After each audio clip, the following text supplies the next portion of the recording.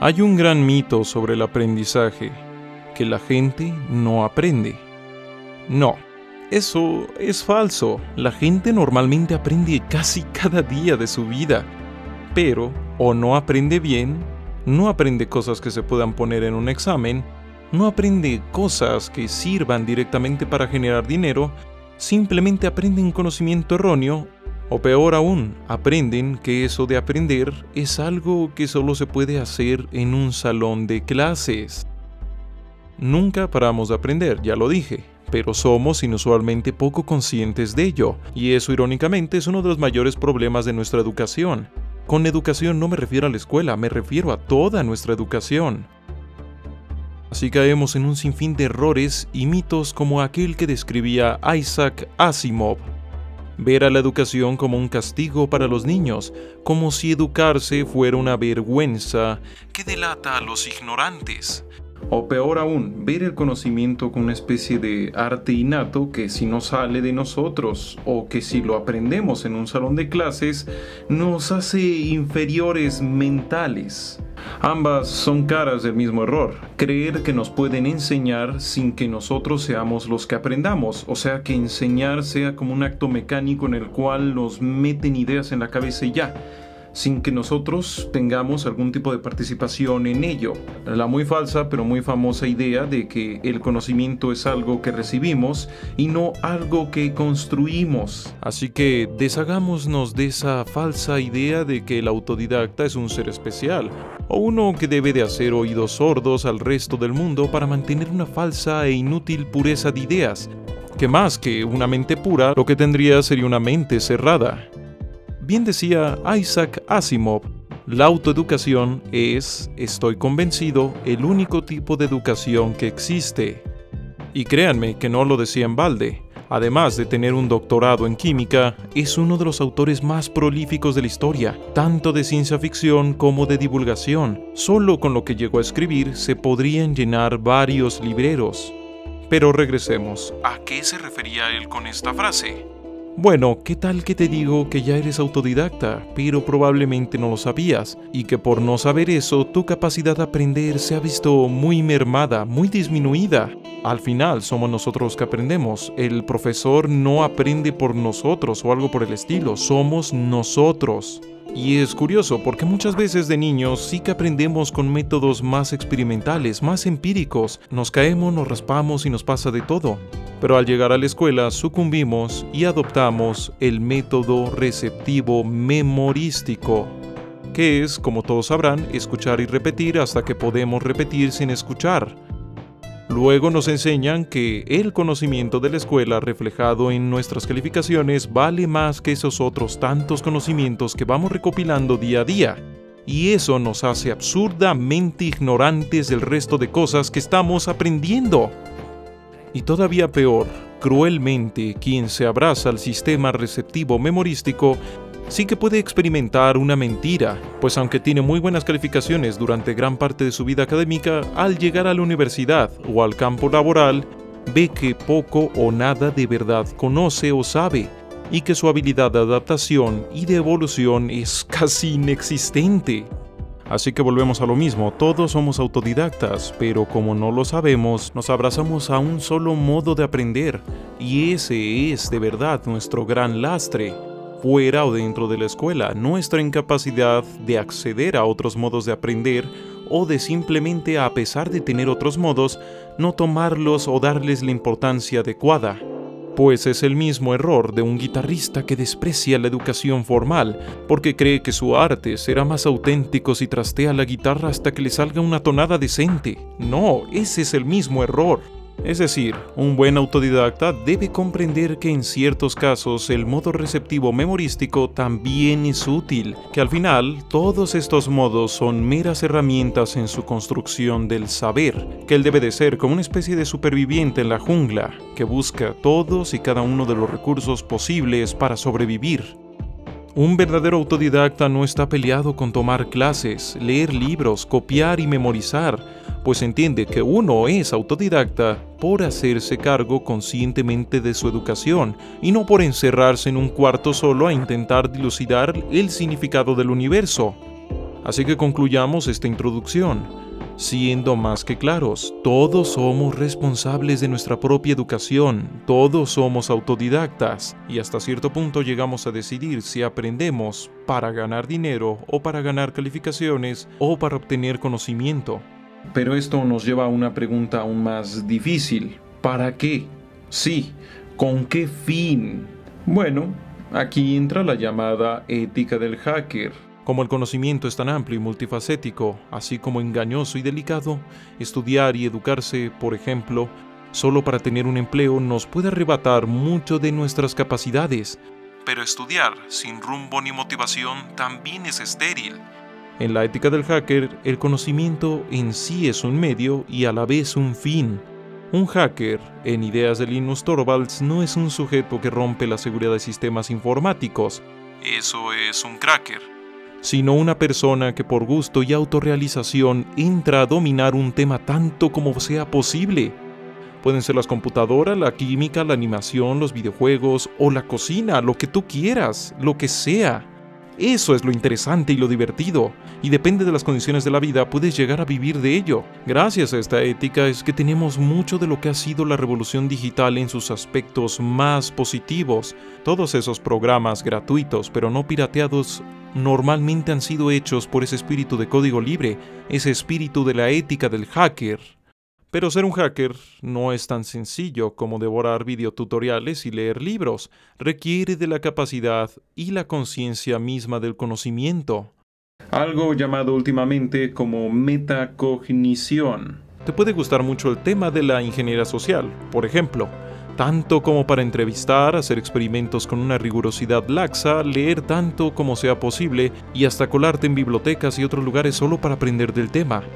Y aún así, no traspasar el nivel del aficionado que solo recita datos curiosos del tema. Esto de ser autodidacta no solo se trata de ser apasionado.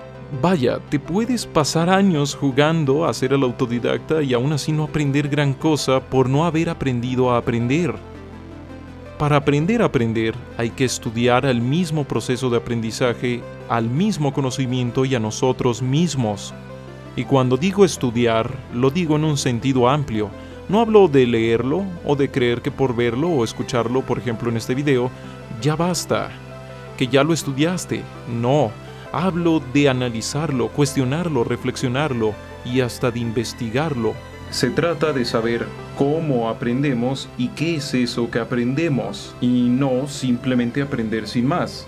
Pero demos un ejemplo de esta metacognición con el método de estudio del genio de la física y amante de los bongos, Richard Feynman.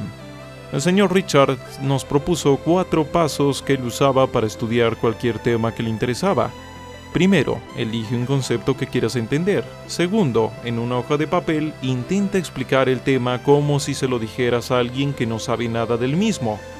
Tercero, si no puedes hacerlo o si en una parte te atascas, vuelve al libro, a la película, al documental o con el profesor con el que estabas tomando clase a estudiar otra vez. Cuarto, ahora que has vuelto, trata de simplificar lo que has aprendido por medio de analogías, ejemplos y metáforas. Y luego vuelves al punto 1 y listo. Este modelo de Feynman no es en sí lo importante, aunque lo puedes usar. Lo importante es que él creó su propio modo de entender, y no es un modelo que se resuma en una frase como, no sé, échale ganas, o el conocimiento es tarea de todos, o ese tipo de cosas. No, es una sucesión de pasos replicable y también muy clara. Es decir, es un pensamiento metodológico. No está viendo el acto de aprender como algo ambiguo, algo que ocurre en una especie de caja negra aquí adentro, sino algo que sigue ciertos pasos. Esto es la metacognición, ser capaz de saber cómo se aprende y luego cómo aprendemos, y hasta en algunos casos llegar a crear tu propio método de aprendizaje.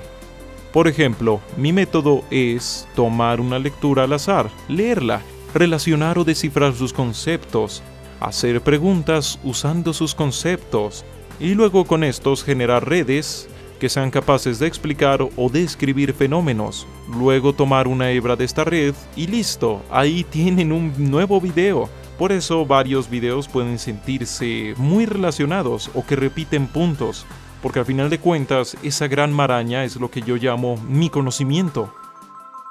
Claro, mi método es personal y puede no ser muy útil para ti. Y digo esto para decirte que si estás en el proceso de aprender a aprender, no es obligatorio crear tu propio método de aprendizaje, sino que basta con que conozcas que hay varios modos de aprender, algunos más efectivos que otros dependiendo lo que se está tratando de saber. No todo es jugar al artista, no todo es jugar al revolucionario. Algunas veces hay que regresar a ser niños de primaria para aprender algo, así de simple. Y es por esto que a continuación voy a describir diferentes modos de aprender. Está el ya mencionado receptivo memorístico, que es repetir algo hasta aprenderlo. Está el receptivo memorístico por guía, que es repetir una estrategia o una técnica con ayuda de un profesor o de alguien que la sepa hacer hasta dominarla. Está también el receptivo memorístico pero autónomo, leer sobre un tema para memorizar algunos datos del mismo. Normalmente esto lo hacemos en clases de historia o de ciencias de los primeros grados. Luego está el significativo receptivo, escuchar a un experto explicándonos conceptos con mucha lucidez, normalmente en una clase magistral. Esto nos puede generar un muy fuerte impacto en nuestro conocimiento, aunque eso sí, requiere que seamos capaces de seguirle el ritmo al experto. Significativa y autónoma o guiada, investigar un tema al detalle, pudiendo usar o pasar por los otros modos con tal de generar un conocimiento claro, bien definido, general y con un dominio de los conceptos involucrados. Básicamente, en el último nivel ya somos capaces de proponer, alterar o incluso refutar y cuestionar eso de lo que hemos investigado, pues ya no se nos dificulta hablar de ello, lo dominamos. Todo esto gracias a que hemos creado Todo esto gracias no a porque tengamos una lista completa y exacta de cada punto de lo que sabemos, sino porque tenemos una imagen ambigua, pero general del tema a la que podemos regresar una y otra vez, y todo esto sin mayor complicación. De ahí que muchos pensadores digan que solo sabemos algo cuando lo podemos explicar de forma sencilla. Llegando a este nivel, puede que se nos olviden detalles al pasar el tiempo, pero seremos capaces de mantener lo fundamental del tema con nosotros. Vaya, habremos aprendido, habremos conocido y no simplemente memorizado algo.